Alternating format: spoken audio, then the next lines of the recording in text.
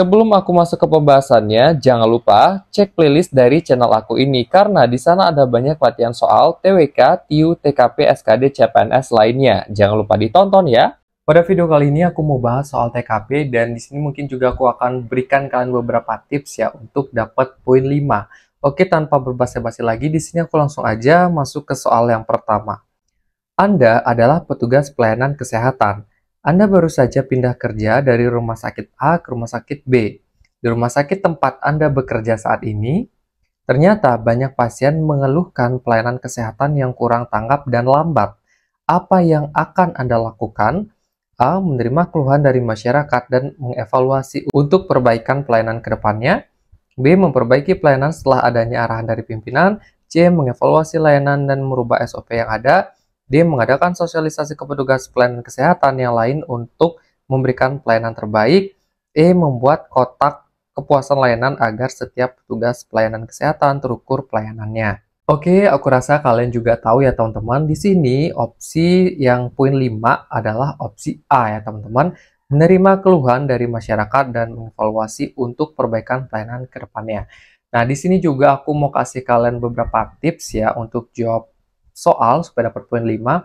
Nah, kalau untuk soal yang seperti ini, jika biasanya itu ya ada keluhan dari masyarakat, langkah awal yang kalian bisa lakukan itu adalah menerima keluhan itu dan kalian itu gunakan untuk sebagai bahan perbaikan atau evaluasi ke depannya supaya nggak kejadian lagi masalah-masalah yang serupa. Gitu ya, itu sih biasanya cara yang aku gunakan kalau dapat soal yang seperti ini.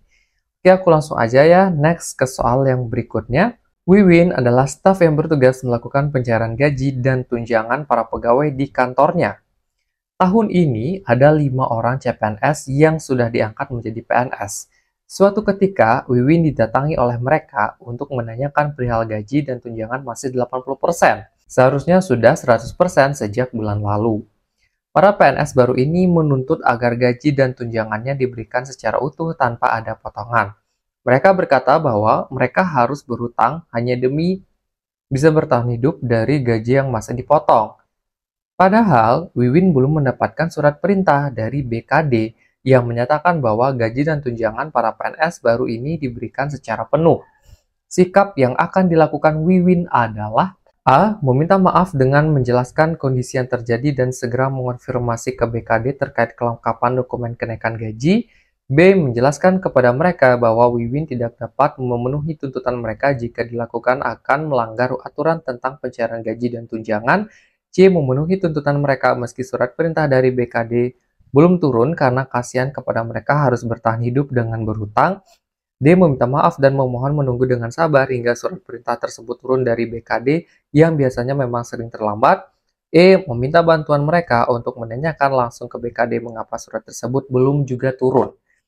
Oke, jadi di sini kan konteks soalnya mungkin ada miskomunikasi ya. Di satu sisi memang Wiwin itu kan bekerja berdasarkan surat perintah tentang pencairan gaji ini, tapi dia itu belum dapat. Sedangkan ada pegawai CPNS baru yang seharusnya dia itu udah dapat 100% gitu. Nah, opsi dengan poin 5 di sini adalah opsi yang A, teman-teman ya, dengan meminta maaf dan menjelaskan kondisi yang terjadi, segera mengkonfirmasi ke BKD terkait kelengkapan dokumen kenaikan gaji. Nah, biasanya teman-teman, kalau dalam kondisi seperti ini ya, kalian bisa untuk minta maaf dulu gitu ya, jika memang ada suatu kesalahan yang terjadi gitu. Nah, barulah kalian bisa melakukan upaya gitu untuk menyelesaikan masalah itu.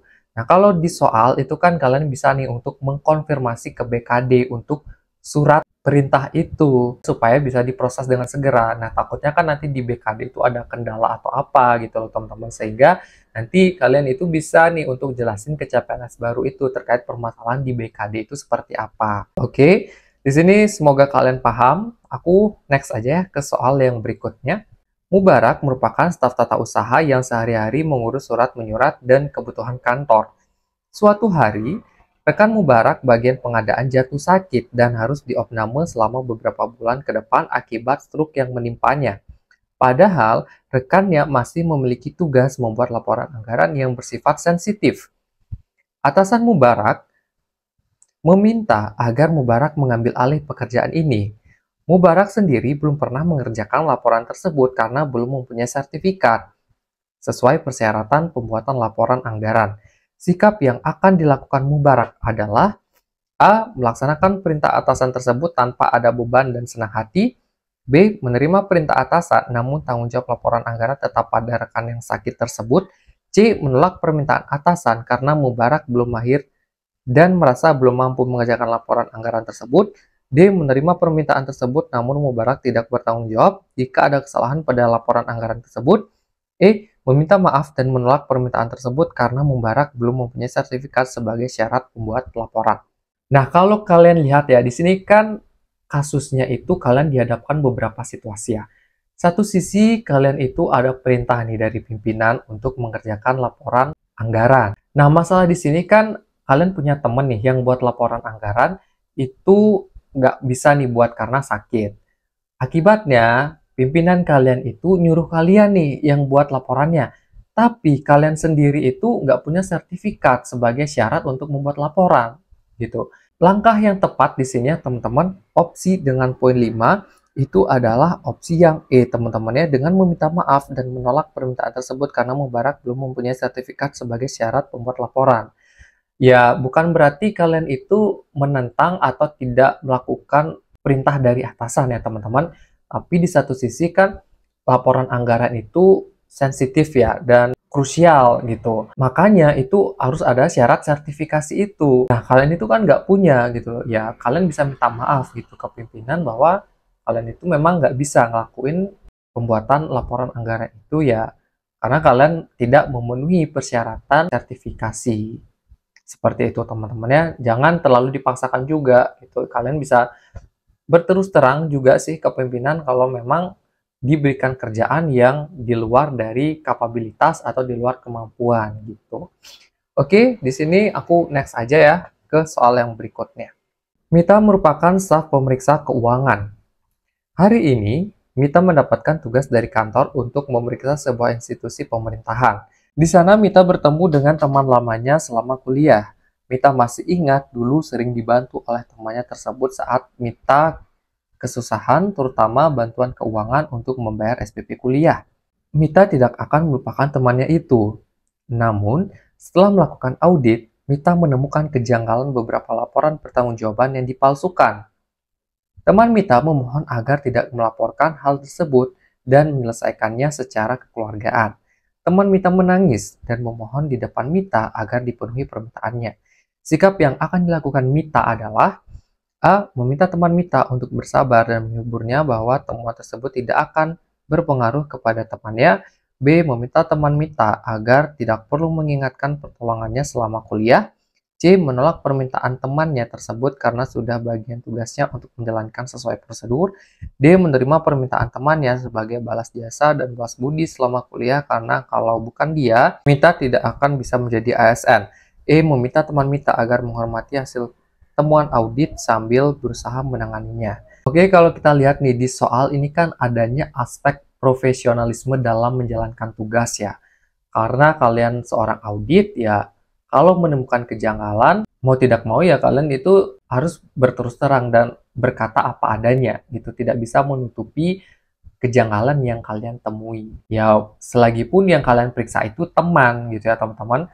Sehingga opsi di sini yang poinnya 5 adalah opsi C teman-teman ya, dengan menolak permintaan temannya tersebut karena sudah bagian tugasnya untuk menjalankan sesuai prosedur gitu. Jadi ya walaupun kalian punya hubungan dekat gitu ya dengan teman dan dia banyak membantu kalian, bukan berarti ya kalian itu akan menutupi kesalahan yang dia lakukan. Seperti itu ya, sama dengan konteks soal yang seperti ini.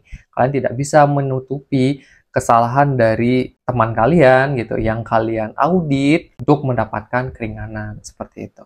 Oke, di sini aku langsung aja next ke soal berikutnya. Amir dan Zabil adalah dua kawan baik yang bekerja di kantor kecamatan. Mereka berdua menjadi rekan satu tim sebagai pelayanan administrasi kecamatan dan data kependudukan.